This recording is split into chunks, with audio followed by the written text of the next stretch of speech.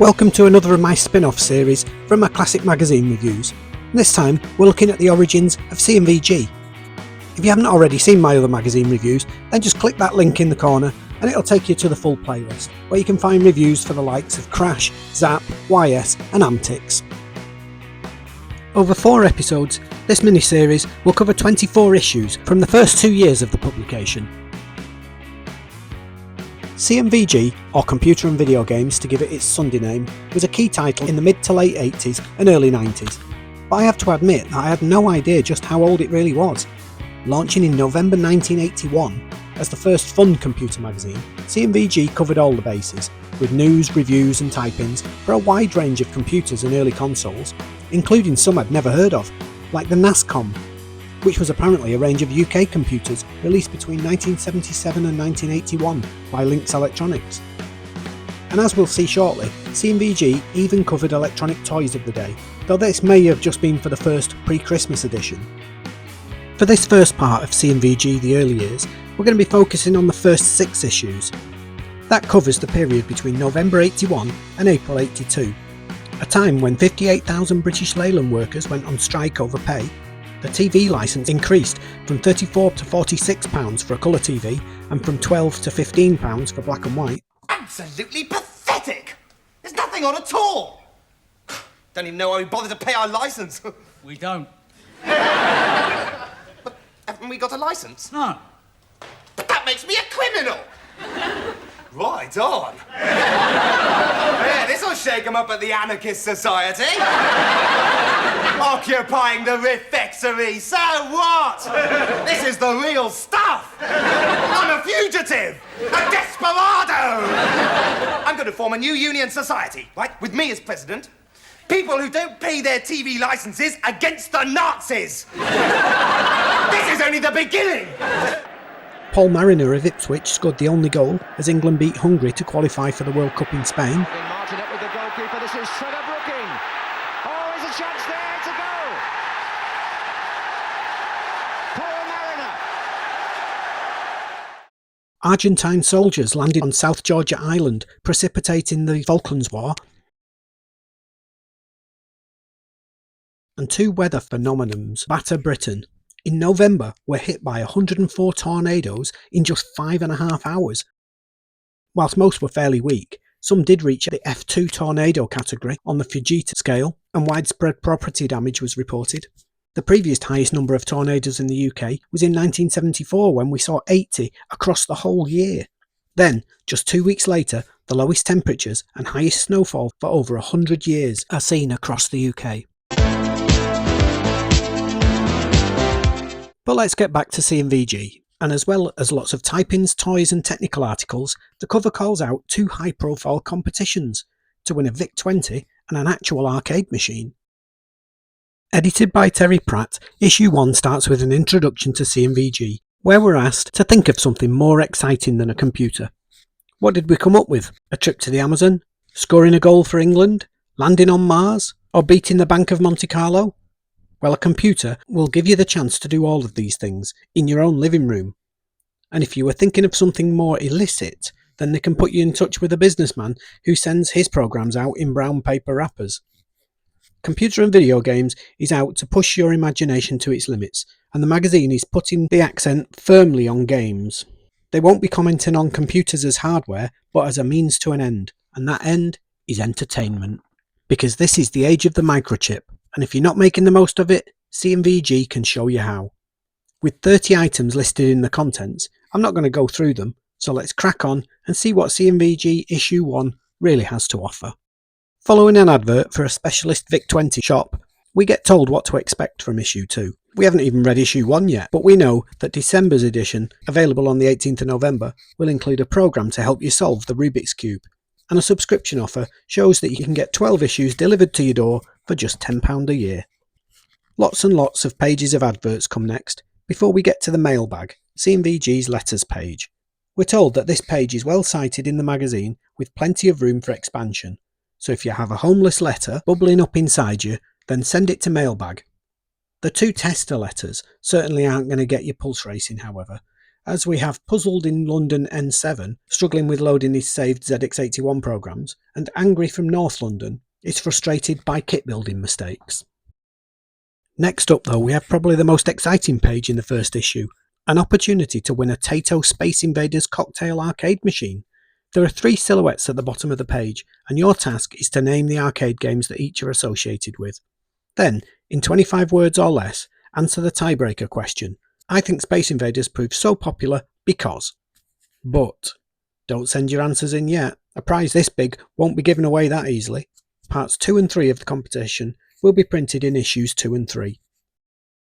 This issue's second competition is to win a VIC-20, and this time you must rearrange the 4 cards that were attached to the magazine cover so that the symbols on the edges that meet are the same. But solving the puzzle isn't enough for the prize. To win the competition, you need to write a computer program to solve the puzzle for whatever system you own. A 2-page spread for the Sinclair ZX81 personal computer system then leads us to the game news, where we hear of the latest releases in Gameland. Like movie licensed Towering Inferno for the Sharp MZ80K, where you play movie star Steve McQueen as the heroic fireman, and you must find your way to the top of a multi-storey building which is being gutted by fire.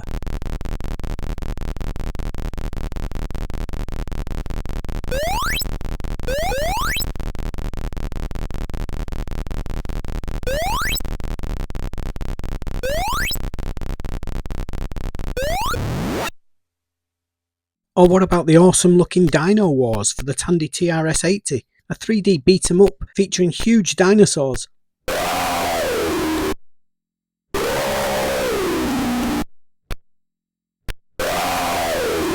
It's a mightily impressive graphic and audio feat for 1981.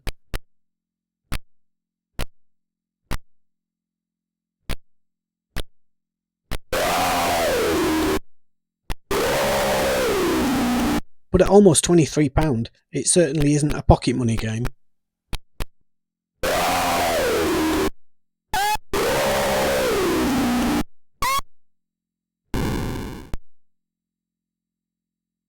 Other new releases include Seawolf for the VIC-20,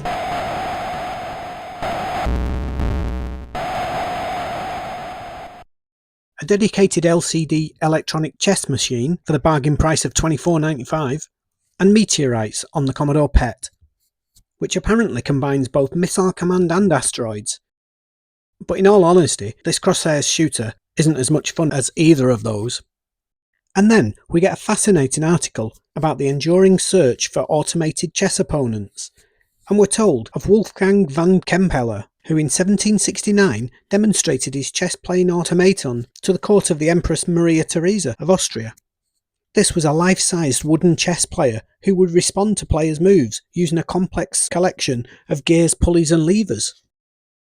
This was unfortunately an elaborate hoax, and the automaton's moves were actually being controlled by a man hidden inside the chest by candlelight who was detecting the player's moves via magnets.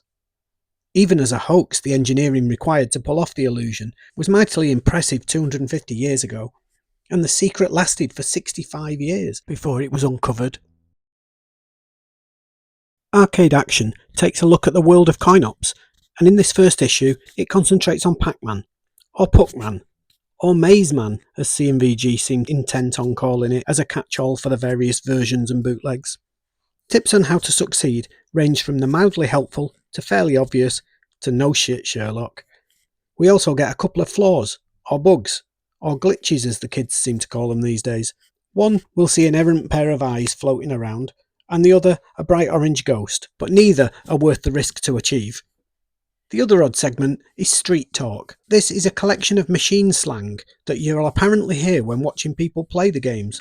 The first, a monster munch, makes sense in the context of eating all 4 ghosts in a single power pill, but I'd wager that the rest are all just made up by the writer.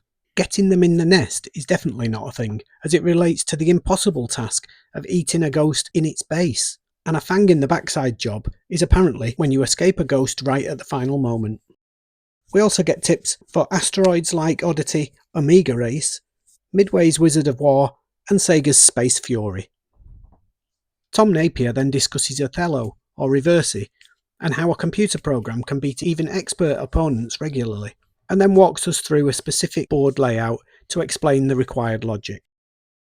And then starts a large section of type-ins, starting with a Space Invaders clone for the NASCOM 2. A rather long listing for a NIM-style game for the 16K Apple II. A VIC-20 board game called Rainbow Passage, where you must find a safe route across the board and beat the computer to the other side. Nibblers, a bomb-dropping game where you attempt to stop beavers eating through a dam that works on a 32-column Commodore PET. Secrets of Tarot for the CRS-80 is a fortune-telling program using an Egyptian tarot deck. This basically gives a yes, no or unclear answer to your selected question, but 3 pages of code seems quite a lot for what's basically just a magic 8-ball. Then we get City Bomb for the expanded ZX80R81, which is just another standard bomber-style game. The most interesting listing appears to be Trench for the 16K Ataris, and it simulates the famous Star Wars trench run to destroy the Death Star. Dodgems for the Acorn Atom has you collecting dots and changing lanes to avoid the oncoming computer car. And finally, Musical Hangman is accompanied by an unnecessarily sinister drawing of a corpse swinging by its neck, and it's a sharp MZ80K version of the classic Hangman game. Though the write-up doesn't actually mention anything about the musical element, though it does suggest that you should get somebody else to type in the data statements so that you don't remember the word bank.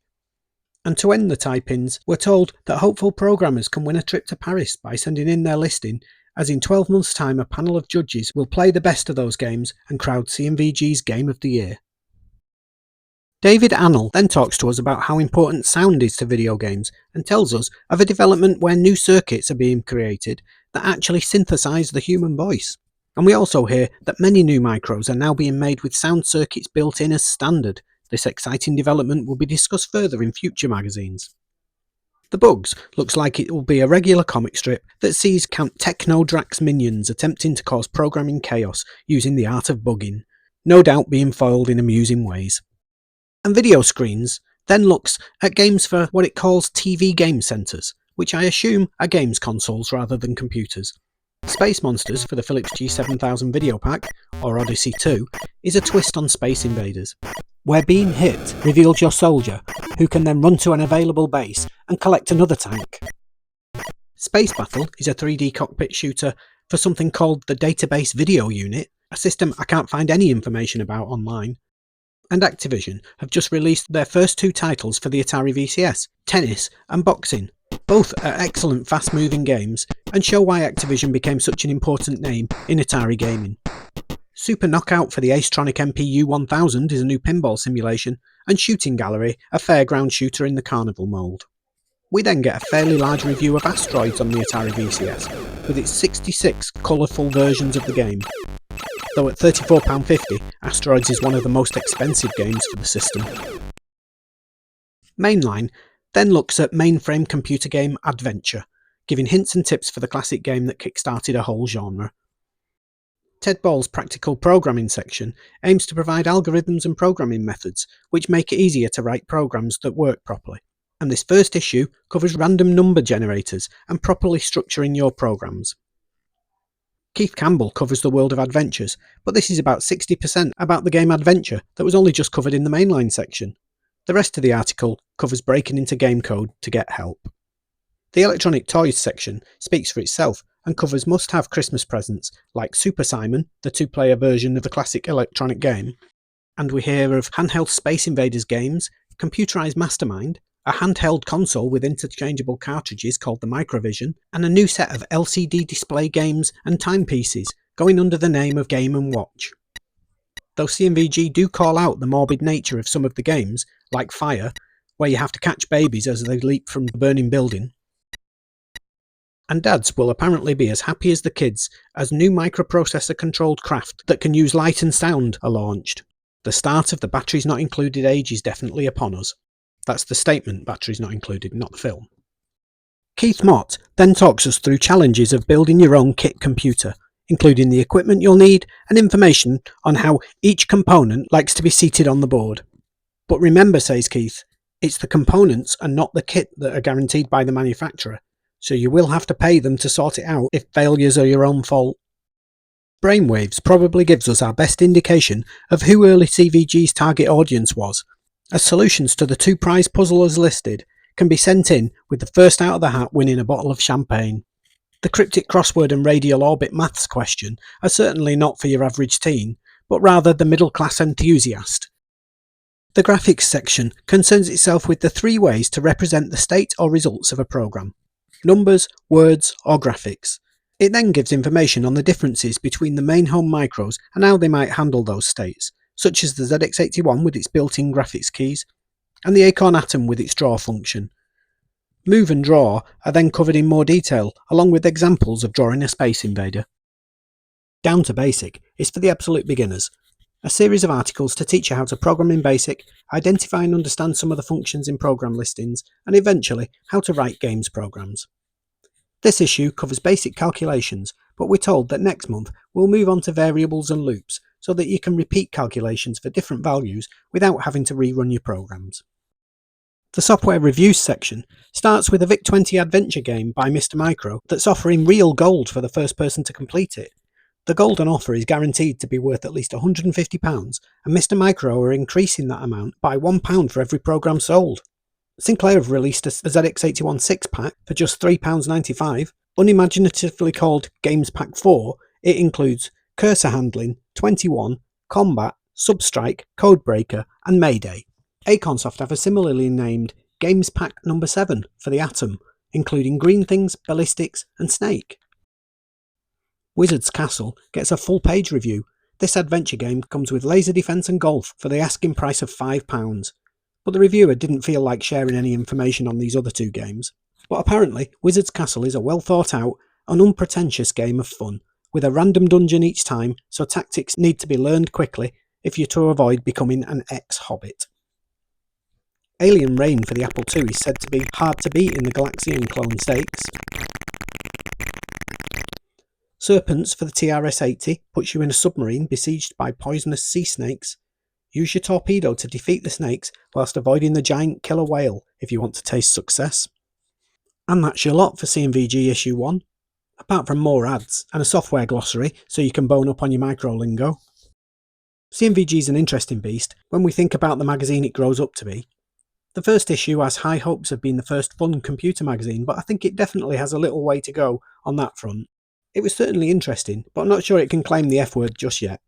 But this was 1981. Had fun even been invented by then? With the deep dive into issue 1 complete, I'll now give you the recorded highlights of issues 2 to 6. Issue 2's cover is another excellently elaborate drawing, this time of a clipper crashing through rocky waves to represent the seafaring race from New York to San Francisco, which takes you past the West Indies and around the coast of South America, including Cape Horn at the southernmost part of Chile. The surprising thing is that the Round the Horn game that the picture depicts is actually one of the type-ins and not a commercial release. The cover also tells us that the magazine includes a Rubik's Cube solution, as well as other programs for the ZX81, Apple, Tandy, and many more. In addition, we also get an opportunity to enter a World's Best Arcade Game Player Championship and a handy free gift. That free gift is actually just a plastic ruler, though without any measurements. CVG call it a template, and its purpose is simply to keep your place whilst typing in program listings. But in an effort to big up the gift, it's also the subject of the latest competition. Simply tell CVG what other use you could make of the item, and 10 of you could win a Bugs t-shirt. Bugs being the comic strip that launched in the last issue. We also get part 2 of 3 for the Tato Space Invaders competition, with a new set of 3 silhouettes for you to identify. In the game news, we hear that Sharpsoft have Random Dungeon Adventure, Dungeons of Death, and Share Trading Simulator Stock Market F available for the Sharp MZ80K. Helter Skelter have released their horse racing sim Helter Skelter Flats for the 16K ZX81. Acorn Atom owners can play rhinoceros dodging game Rhino and Snake Squeezer Wriggler on the same tape for just a £5 from Bugbite, who also release Damsel and the Beast for the ZX81. Monster Maze is a VIC-20 maze game where you avoid monsters whilst trying to escape. Unusually though, there's no time limit, but the maze does only unfold in 5-character blocks as you travel through it, so hitting dead ends is frequent. Apple Panic is a blatant rip-off of the arcade game Space Panic. And finally, Bugbite have yet another game available, this time with an unlicensed game based on the hit sci-fi show Star Trek. Brainwaves is again a crazily hard competition to win one of 2 bottles of bubbly, and this month's puzzle hurt my head. So what do you think? A man's wife normally drives to the station to meet her husband on the 5 p.m. train. Her average speed in miles per hour, the time in minutes for her journey, and the distance in miles from her home to the station are all whole numbers. Her speed exceeds 15 miles an hour but never 60 miles. The train is early, however, it arrives at exactly the same time the wife is leaving home. Since it's gone 5 o'clock, the man starts walking home at 3 miles an hour. He meets his wife on the way, and they eventually get home at an exact number of minutes to 6 o'clock. The number of minutes the train was early is not an exact multiple of the number of minutes they were home early. 1. How early was the train? And 2. How far away did they live? If anybody can be bothered working it out, please do let me know in the comments, though I don't know what the real answer is, so I won't be able to mark your work. Video Screen has plenty of short reviews for new TV Game Center games, such as Shootout and Chess for the Astronic, Boxing and Space Armada for the Intellivision, and Laser Blast and Drag Race for the Atari VCS. But of most interest to me was the release of Warlords for the Atari. This 4-player Pong variant, where each player has a castle to protect in one of the corners of the screen, is a favourite of mine and is superb fun for any games night if you have 4 paddle controllers.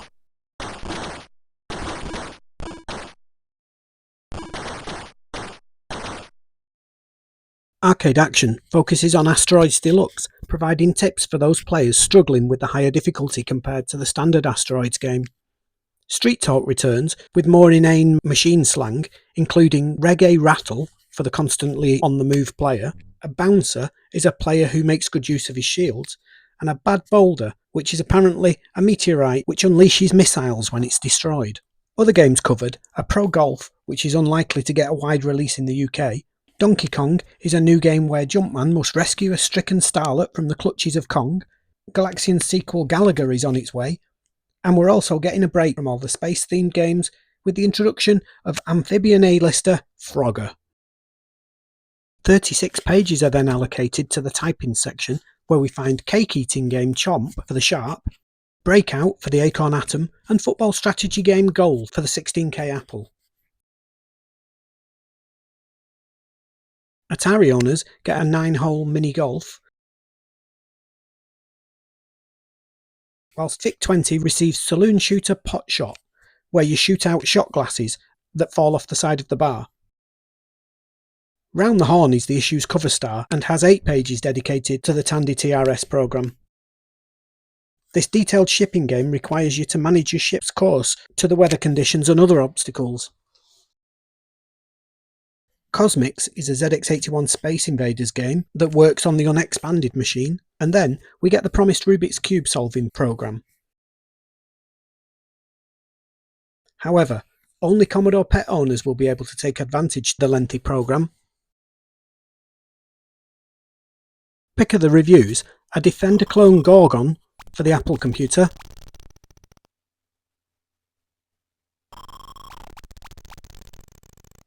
Snooker for the Atari 8-bits, and Supersoft's adventure game of Douglas Adams' Hitchhiker's Guide to the Galaxy for the 32K PET.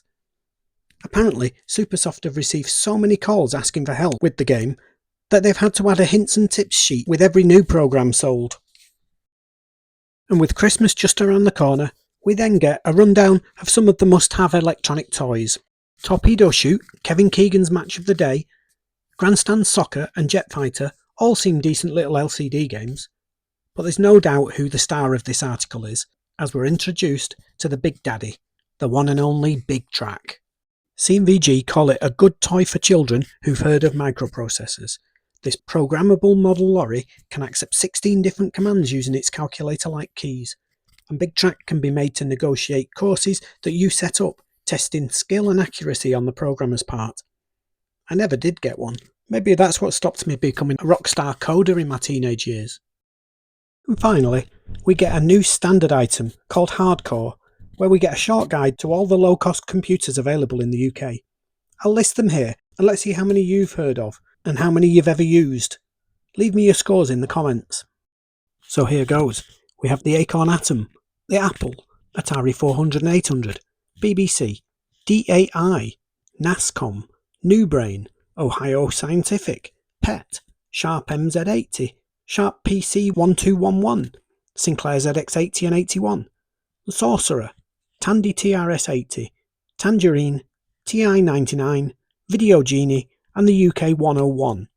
I scored 12 out of 19 for computers I've heard of, but I've only actually used 4 of those, and that means that there are 7 systems that I had absolutely no knowledge of. Absolutely no knowledge.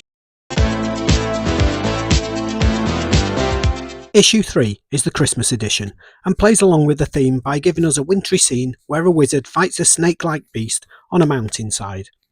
But the listed highlights are certainly less festive, as we were given The Art of Seduction, computer style, and Dragon Drugging. As well as all that filth, we get 3 1K Sinclair games, and loads more programmes, plus another chance to win the title of Best Arcade Player and take on snooker's Steve Davis. Whether that's at snooker or arcade games isn't made clear. But it turns out that it is indeed at arcade games, as Steve's apparently a big gamer, and often relaxes between matches with a few goes at whatever game the organisers have kindly installed nearby. The competition requires you to submit your highest score in your arcade game of choice, but you must also get the arcade or pub owner to sign off your score as a witness. The highest scores on the 10 most popular machines will be printed in the magazine, and the 3 top scores on the 3 most popular games will be invited to CVG's Grand Arcade Game Final, with all expenses paid. Taito are supplying the 3 mystery machines for use in the final, but you can bet Space Invaders will probably be one of them, as the newly crowned champion's first order of business is to face off against Space Invader enthusiast and current world snooker champion Steve Davis. And talking of Taito, the final part of the competition to win the Space Invaders cocktail arcade machine is printed, along with all the previous silhouettes. And we also get an update on the CVG template competition. Rather than print the winners, they're dragging it out by printing 7 random answers that were sent in, and the actual winners will be announced next month. They'll have to beat the likes of the following alternative uses for the branded piece of plastic given away last month. You could use it to break up the grungy bits at the bottom of a mug after having a cup of soup, for scraping mud off your football boots, for flicking beetles, and for measuring how far your pet snail has travelled in 6 hours. In the game news, we hear of a Christmas cards programme for the MZ80K, where you can load up 20 different popular carols. Though why you wouldn't just buy an audio tape of carols and do away with the loading, I don't know. We also get a new horse racing game, but this time you're not the jockey or a punter, you're the bookie. Honest Joe is released by Molly Merch for the TRS-80. We get the usual array of arcade rip-offs, this time with Falcon, Phoenix, for the Apple, and Martians, Galaxians, for the Atom.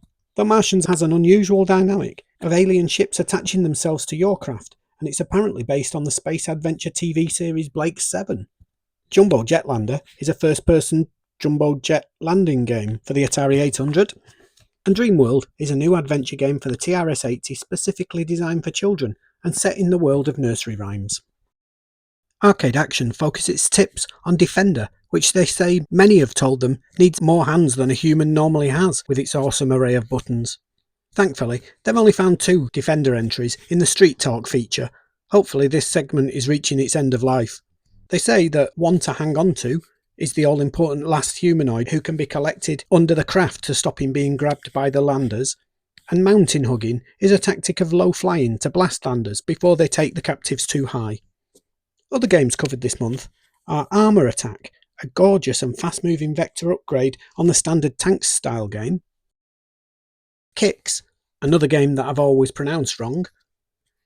Moon Shuttle is an interesting shooter that I'd never heard of, with some great enemies, including these that I've dubbed Tartan Bollocks.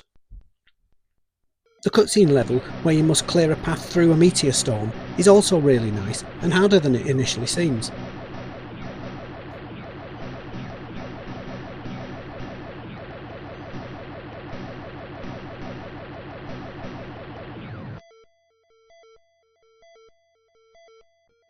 Good work.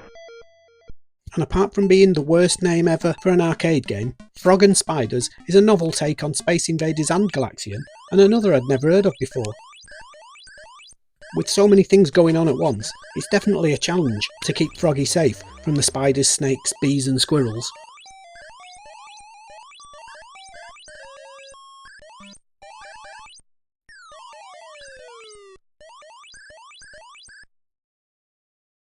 Type-ins brings us Speed Race for the TI-99, which is said to imitate Sega's Monaco GP. Changing Hearts for the Atari is a card game where you must change a pattern of dark hearts to light. Tank Battle for the Sharp MZ80K is a standard tank-style game with the addition of mines. Treasure Hunt is a very long listing for the Apple II and is a humorous adventure where you must explore dark caverns to find lost treasure while avoiding dragons and deep deadly pits. The deceivingly named 40-column pet game Dragon Drugging isn't a heroin simulator. It's actually a simple game where you direct sleeping pills into a dragon's mouth to send the foul creature to sleep before he can bite your head off. A violent game perhaps, says the author Paul J., but life's sometimes like that. Life is also a game of cellular evolvement for the Acorn Atom, but I'm not sure it's a game at all, as you just set up the initial patterns of cells and watch as life is created by 3 rules. Birth, when 3 cells surround an empty cell. Survival, when a cell has 2 or 3 neighbours. And death, when a cell has less than 2 living neighbours. Entrapment is billed as a 2-player strategy game for the TRS-80, but in fact it's a simple Snake or Tron style game in the mould of Snafu that we'll take a look at in the reviews shortly. And finally, we get the 3 1K ZX81 games, and as the listings are all under 30 lines, don't expect masterpieces. Android Attack is a simple Space Invaders game. Mole has you guiding said mole as he burrows underground, and Catch a Bag of Swag is another basic Kaboom clone. And what's the first article that jumps out for an issue released about a week before Christmas 1981? A feature on the toys you might have under your tree on Christmas Day 1982, of course. Handhelds are expected to remain extremely popular, such as the Galaxy 10,000, Pac-Man 2, a 2-player version of the classic Pill Muncher, which I had myself, and plenty more Game & Watches. And talking of games and watches, Game Time is a range of actual game watches, with about 2/3 of the LCD watch screen used for one of 4 different games: Firing Squad, Alien Assault, Missile Strike and Blast Away, and the watches are expected to retail at about £29.95. Now if you're of a more prudish disposition, you should probably look away now, as it's time for CVG to travel the sleazy streets of lost vagueness and be subjected to the worst in vice and filth in the form of sex, drugs and rock and roll, as we take a look at the 48K Apple game Soft Porn Adventure. The game of course is fairly infamous. It was written by Chuck Benson as an exercise to teach himself programming, but due to the positive response from friends, he decided to sell the game at computer fairs, and at one such show he met Ken Williams, whose online systems company, who would later go on to become Sierra Online, agreed to release the game. The cover to the full commercial release was shot in a hot tub at Williams' home, and features Online's bookkeeper, production manager, and Ken Williams' wife Roberta, as well as a local waiter. Around 50,000 copies of the game were sold, but as consumers were embarrassed to only order Soft Porn Adventures, they often ordered additional products, and Williams estimates that the game actually doubled the company's sales for a period. The game would later go on to be remade by Al Lowe, using Sierra's point-and-click interface, as Leisure Suit Larry in the Land of the Lounge Lizards, which is actually harder to say than you think. And the rest, as they say, is history.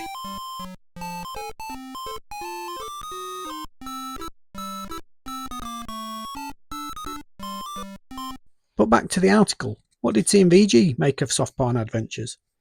Reviewer Elspeth Joyner found that whilst the aims and format of the game are reminiscent of most adventures, the frustrations are perhaps a little more intense.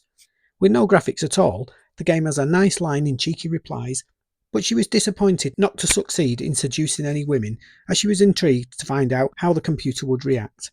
And at £17.95, the game's far cheaper than a real night in Sin City. New console games have a strong sporting theme, with fishing and skiing from Activision for the Atari,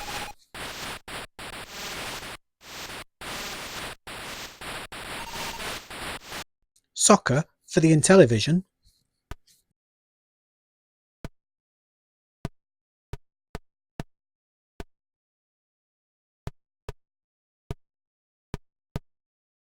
and Olympic Challenge for the Apple.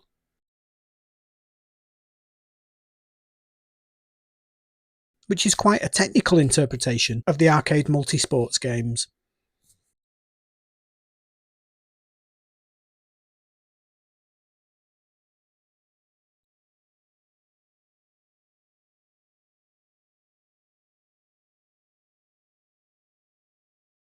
We also hear about video pack games, Satellite Attack and Jumping Acrobats. And Snafu for the Intellivision, a snake game for up to 4 players that could easily have had a Tron badge stuck on it and been sold as a light cycle game, a year before the actual Tron arcade game was released.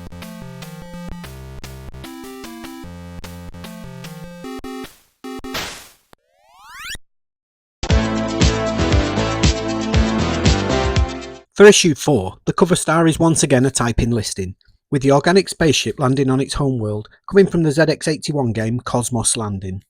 Sharp typing Dr. Livingston is also given high billing on the cover, but as neither are commercial games, I don't really see how they could earn their place on the cover, as no one's going to buy the magazine on the strength of those names.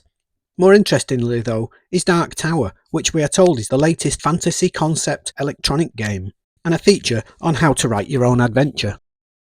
In the news, we hear of more lazy arcade copies of Pac-Man, Moonlander, twice, Space Invaders and Space Panic. Flight sims are becoming a big thing, and this time we have 747 Flight for the Atom. And Manchester-based Mr. Micro are offering a £50 prize to the person who can best guide a balloon around a course on the PET or VIC-20 in their game The Great Balloon Race. But the biggest news for Tandy owners is the release of Empire Strikes Back, though in this game you play as the Empire, guiding 5 AT-ATs, or Walker tanks that look like camels, according to CVG. It sounds interesting, but I can find nothing online about the game, so I wonder if it fell foul of Lucasfilm lawyers. For the TV Games Centres, we hear that we're finally getting a UK release of Kaboom, the Atari bomb-catching game from Activision that makes great use of the paddle controllers.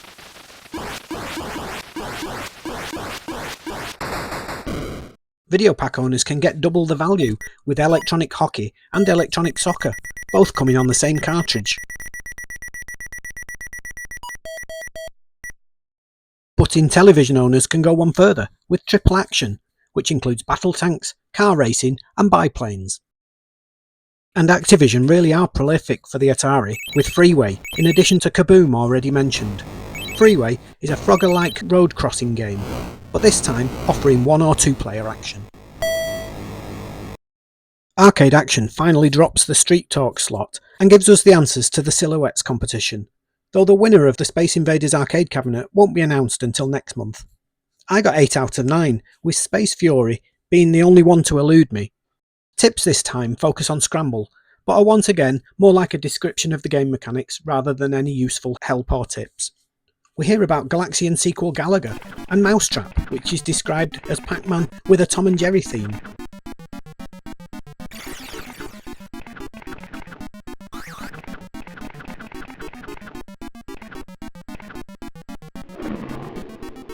And we also hear about crazy decorating game Crush Roller, though incorrectly named Crash Roller in the magazine.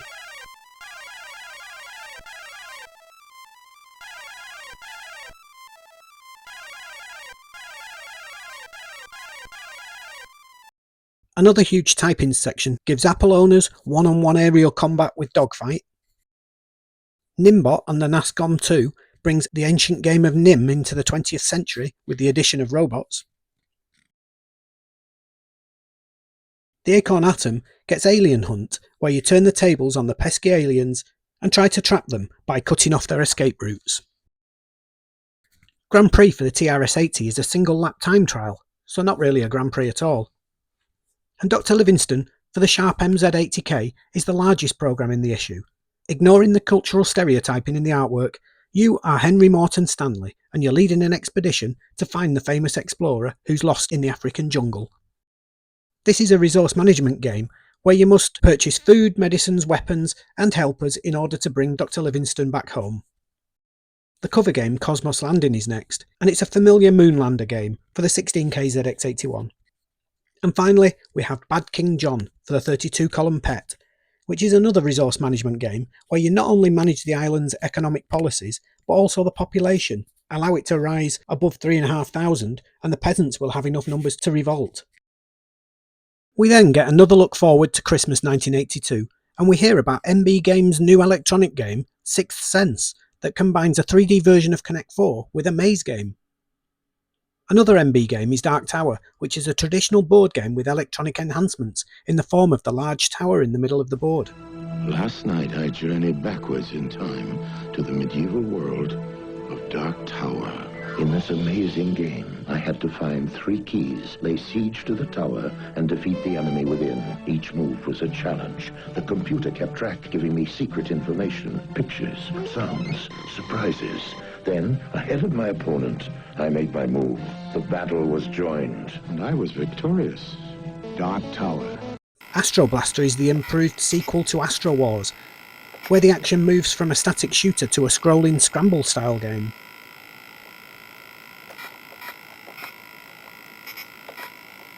And Family Challenge is a trivia game with 1001 questions for the whole family and additional question sets available based on popular TV shows like A Question of Sport, Ask the Family and Mastermind. It's slim pickings in the reviews. The Atom get a pirate-themed adventure. A decent version of Scramble for the TRS-80 or Video Genie is available from Kansas City Systems. There are 2 Apple discs reviewed, but we are told that they represent all that is good and all that is bad in games software, in that they concentrate on needless destruction, but have fantastic graphics.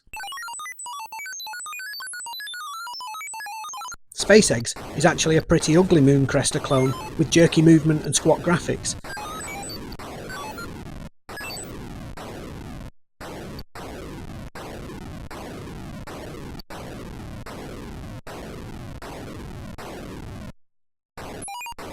And Space Warrior has you moving a static spaceship in the centre of the screen to shoot advancing enemies before they destroy your force field.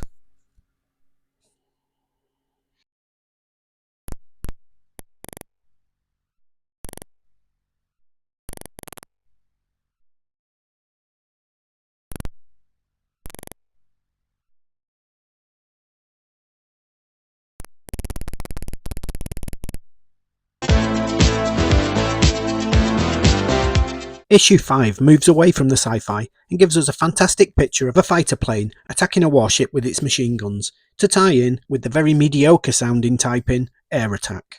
Other highlights from the cover are another type-in, Star Trek 111.4, a report from the 1982 Consumer Electronics Show in Las Vegas, and our chance to meet the CVG arcade champ and find out how he got on when he faced off against snooker ledge Steve Davis. And that champ was Peter Edmonds, from Witton in Middlesex, who beat 8 other finalists who had all submitted verified high scores on their favourite games.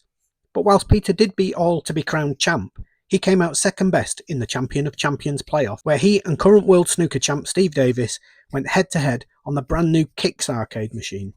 The games in the tournament were Asteroids Defender and Pac-Man, and because all 9 players had shown they could stay on those games for lengthy periods using a single credit, it was decided to limit each game to 15 minutes. And the player with the highest score on each game moved on to the final, where they would play Kicks to find the champ.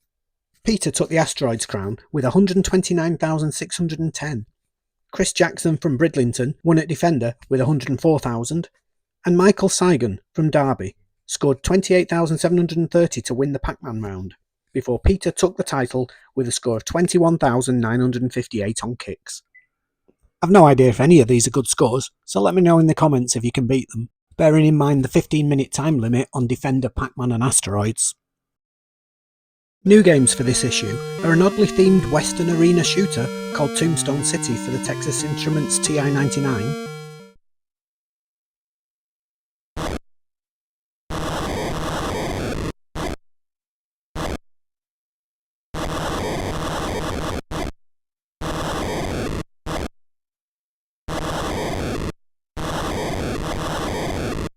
Southern Command for the Apple II, which puts you in charge of an Israeli commando unit in the Suez Canal. Love and Death packs the whole life cycle into just 1K for ZX81 owners. The game starts with Seduction, where you must suggest verbs relating to what you would do to various parts of the female anatomy in order to woo your mate. And then we move on to Birth, where you must help your child, named Rubik's Pube, who must grow into a strong man by building up his chromosomes. Then it's off to work for little Ruby Puby, until he hits middle age and must battle Dr. Death. But even as he shuffles off this mortal coil, the battle isn't over, as the angels of God and Satan both fight for the departed's soul. If you hadn't guessed from the humour, this is an automata game, but it's another that I've struggled to find any further information on, and it's a real shame because I'd love to try it out. Airstrike for the 16K Atari 8-bits is a scramble-alike, but with the added complication of limited ammo. Star Wars for the NASCOM 2 is another presumably unlicensed game where you must scour the galaxy for the Death Star and then destroy it via a trench run. It was released by Futurasoft, but once again, good luck finding out anything about it online. Space Debris for the PET is an interesting shooter where any rocks that you fail to clear pile up at the bottom of the screen and will eventually limit your movement. You can move backwards and forwards, but this obviously reduces your thinking time as you get closer to the top and touch any of the piled rocks and its curtains. And finally, Red Alert for the Apple II is a simplified endless shooter version of Missile Command. But with plenty of moving enemies, it's still a lot of fun. And the addition of large rockets to clear wide areas adds to its limited gameplay.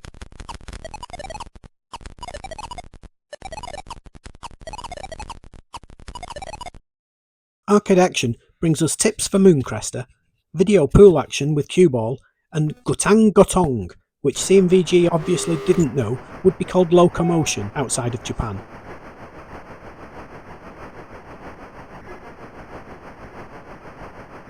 This Sega licensed Konami game is a slider puzzle where you must keep your train running and pick up passengers from all the stations.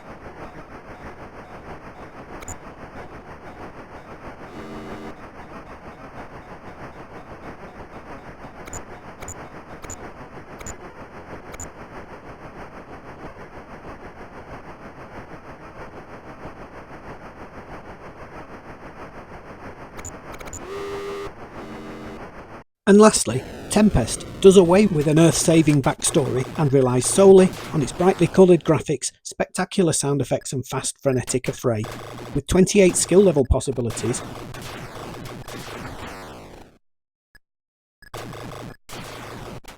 and Atari have gotten around the problem of making expert players run through the earlier levels.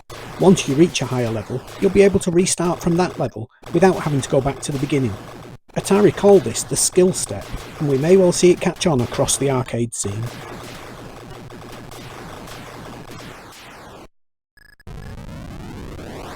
Type-ins start with an extremely dull-sounding Star Trek game for the TRS-80, where you must find information on Klingons, star bases, and other stuff that I missed when the description made me fall asleep. Snakes Alive for the MZ-80K finds you in an arena of snakes, which you must avoid as you collect energy banks on your way to the exit. Snakes. Why did it have to be snakes? Dodger for the Apple is a similar escape game where you must escape from 1 to 50 Chicago hoodlums, again by shooting and dodging your way to the exit. Air Attack for the PET sees you defending a ship with your 12 rockets and machine guns. The guns can be moved higher and lower to change the trajectory of your diagonal shots. And Reversey is, unsurprisingly, a Reversey game for the 16K ZX81. The game is shrunk to an 8x8 grid, but uses both basic and machine code to ensure the computer opponent can put up a good fight. Octadraw for the Ataris is a drawing program that lets you draw in 8 directions at once, though why you'd want to is anyone's guess. And Entomb is a race against time to get from the top to the bottom of the room before the roof of the tomb collapses. The 25th Consumer Electronics Show in Las Vegas showed very clearly that one thing continues to dominate the media and electronics business in the USA, and that isn't the personal computer, it's video games, which CVG suggest may be due to the American trend of staying at home for their entertainment, even though their fuel and cinema prices are much cheaper than we see on this side of the pond. This feature is a two-parter, and in part 1 we get tabletop versions of arcade games like Pac-Man, Donkey Kong, Berserk and Frogger,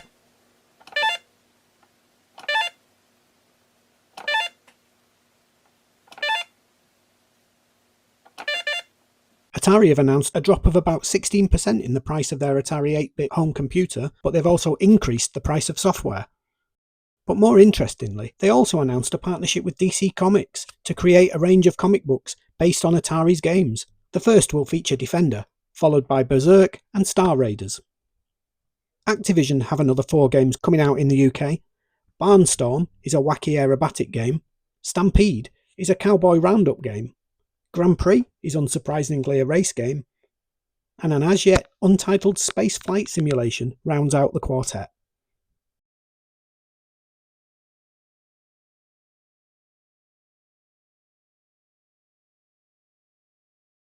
The Bally Professional Arcade, or Astrocade, depending on when it was purchased, has risen from the dead and received 7 new cartridges. The Astrocade may have been largely forgotten by history, but it really was a powerhouse system that massively outperformed all of its peers, including the Atari VCS, and has a huge hobbyist following.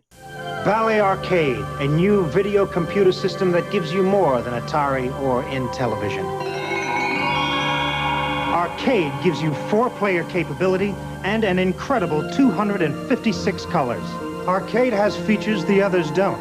A built-in music synthesizer, 3 built-in games, a calculator, and Bally Basic, making the Arcade a personal home computer. Arcade doesn't just play games. There's an interesting YouTube video all about the history of the system by the Atari Archive account, which tells us that despite attempts to get a European distributor, this never came to fruition as the company didn't have the resources to complete the necessary work to amend the video chip for PAL regions, so we never saw an official release. Mattel was showing off 12 new Intellivision games, including Advanced Dungeons & Dragons, Night Stalker, and 2 Tron games. Tron 1 is a Deadly Discs fight against the evil Blue Warrior, and in Tron 2, you must penetrate the Master Program's inner circle. Mattel are releasing 6 new pocket-sized electronic games: Space Battle, Armor Battle, Formula Racer, Long Bomb Football, Competition Football, and Dungeons & Dragons Computer Fantasy. Mattel are also expanding the Intellivision with a new master unit including basic and speech synthesis. This issue's video screen focuses on some of the lesser consoles, with Grand Prix for the Acetronic,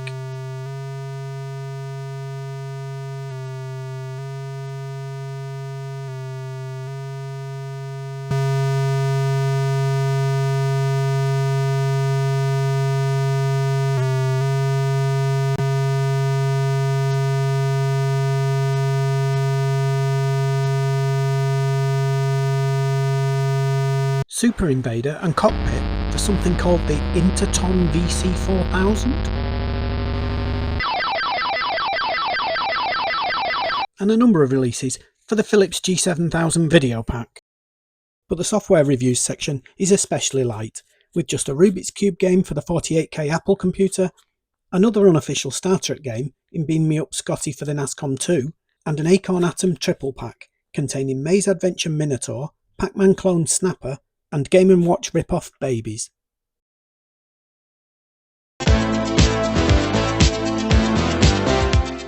Our last issue for this marathon video has a great fantasy art cover featuring Medusa, but I'm not really sure why. We know there'll be a pinball feature, so maybe one of the tables is based on Greek mythology. But other than that, the only thing the mag is letting on is that we have more program listings, including games called Engineer and Kriegspiel. New products for April 1982 include Bug Bites Dictator for the 16K ZX81. As head of state, your job is to ensure the smooth running of political life and achieve prosperity for your people. The game was written by the late great Don Priestley, who would release the upgraded Spectrum version a year later on the DK-Tronics label. Arctic are releasing their space-themed adventure Alien Spaceship for the ZX81 with the catchy prefix Adventure C. This is another game that would be converted to the Spectrum, though in this case the name was changed to Ship of Doom. The NASCOM is getting a backgammon simulation from Futura Software, and the TRS-80 and Sharp MZ-80K are both getting more space shooters, with Space Fighter and Cosmic Zap respectively. And continuing the nation's obsession with the Rubik's Cube in the early 80s, Luton-based Workforce have released a 4x4 square version of the puzzler for the TI-99. And then we have the Bible. No, not a holy ebook for your home computer. This is the latest game from Automata Cartography, starting with the phrase, "In the beginning was the Word, and the Word was oops." You definitely know that you're getting Automata's singular brand of humour and blasphemy. The Bible is 10 programs that tread the path of the Old Testament, starting with Genesis, then Adam and Eve, and so on until we relive Moses' experience on Mount Sinai. Console releases are once again rehashes of well-trodden arcade games like Space Invaders, Pac-Man, and board games like Backgammon, Checkers and Hangman, plus the obligatory Star Wars rip-off, but this time it's Trench Run Games Star Strike for the Intellivision.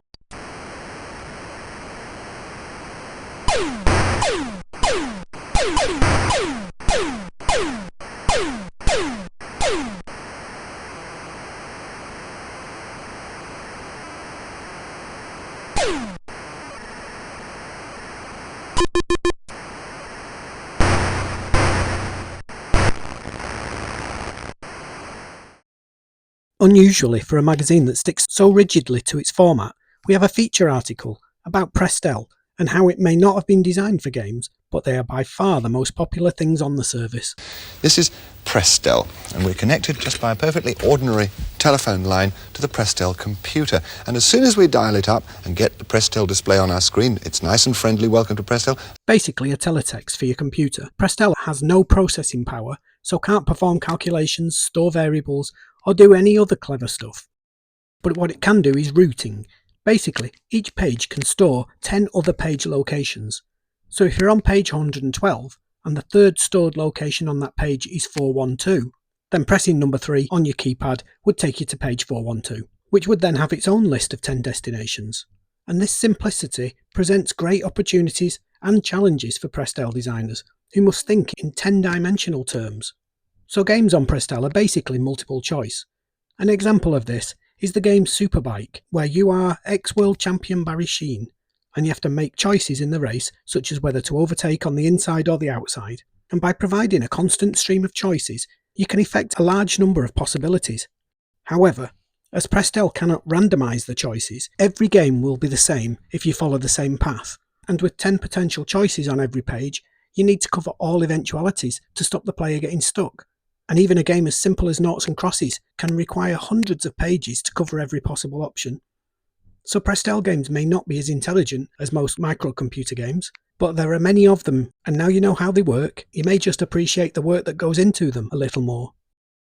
Tips for Battlezone lead the arcade action segment before we hear of 4 students at Kent University who are looking to spend 8 whole days tag teaming an asteroids machine to try and get themselves in the Guinness Book of World Records. The lads are aiming for a score of over 100 million, 3 times higher than the current asteroids world record. And we also hear about Space Duel, Atari's next evolution of asteroids, where 2 players can team up and are tethered together. The mechanics take quite some getting used to, and it makes teamwork very important.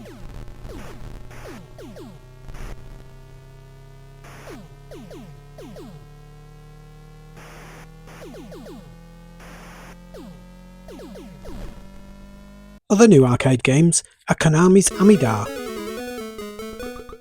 This guerrilla game is similar to last issue's Crush Roller, but introduces far more variety and nuance.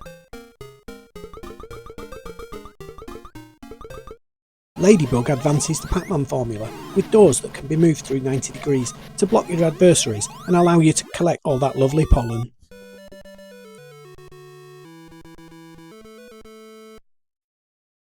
Tutankhamun, on the other hand, the game of exploration, where you must find keys to travel deeper into the great leader's tomb.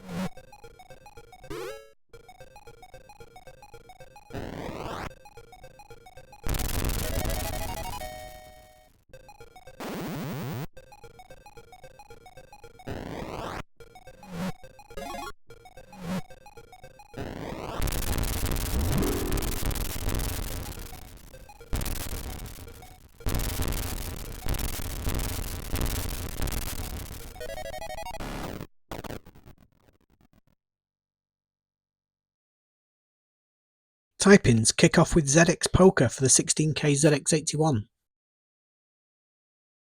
Starfighter is a space search and destroy mission for the Commodore PET. Kriegspiel for the TRS-80 takes a standard tabletop wargame of dice and plastic figures and transports it into the Tandy. The game requires 2 players and is based on the famous Second World War tank battle. Engineer for the Atari 8-bits is a bridge building sim. The San Francisco Public Works Committee have hired you to rebuild the Golden Gate Bridge, which was destroyed in an invasion from space. Moonlander for the Atom is on the face of it just another Moonlander game, but the difference comes from the lateral thrust, which pushes the craft left and right and not just up.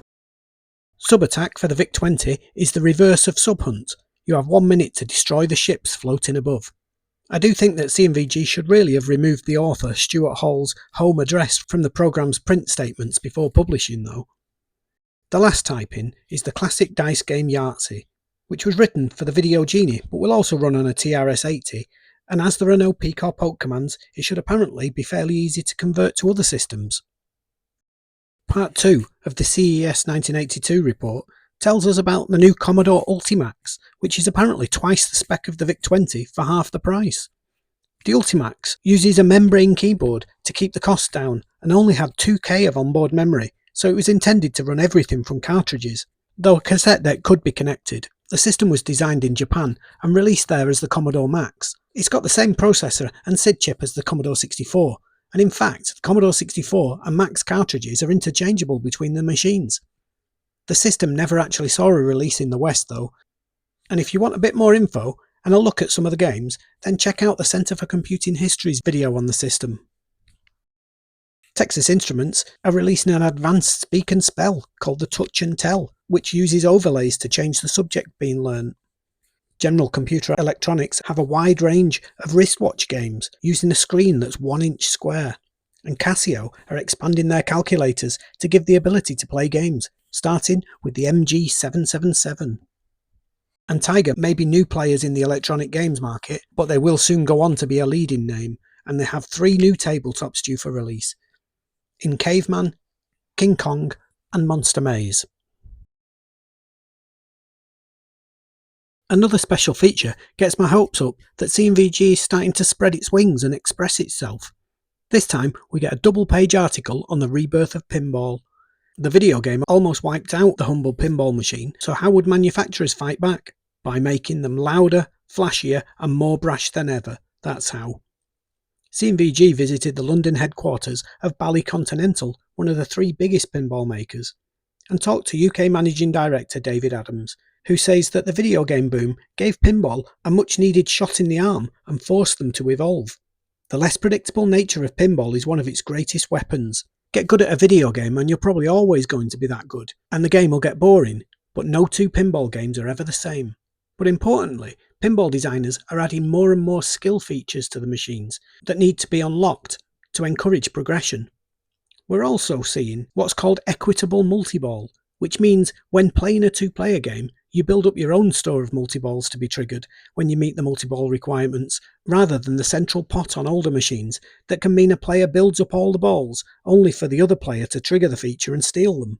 Computers are still fighting though, and most now have multiple pinball games available, with the TRS-80 even having a game where you can design your own table, so the battle for your loose change or pocket money will roll on for a little longer. Our final look at the software reviews is a little more interesting than last issue, starting with Caesar's Invasion of Britain for the 48K Sharp.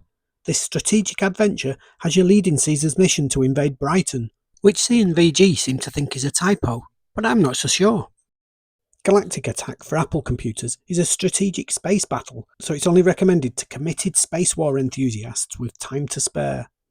Threshold for the Apple II is a very fast paddle-controlled shooter in the Gallagher mode, with an interesting slowdown feature where once per life you can press the spacebar to temporarily slow down gameplay.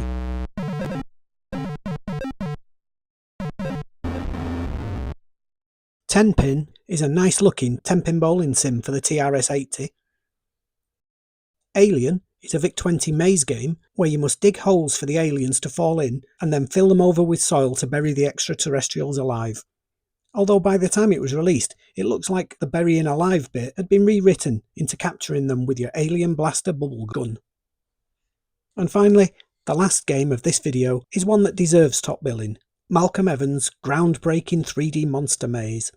The CVG reviewer declared the game the best he had ever seen on the ZX81, commending the shading that helps define the maze walls and the frightening T-Rex graphics, but I would add to that the simple text commentary that advises when Rex is close, as this ramps up the tension, and it's the tension that makes the T-Rex look so scary despite being rather cartoony looking.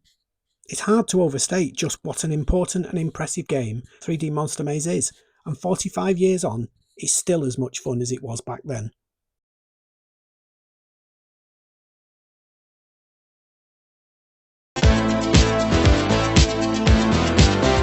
At last, we've reached the end of the first 6 issues of Computer and Video Games magazine.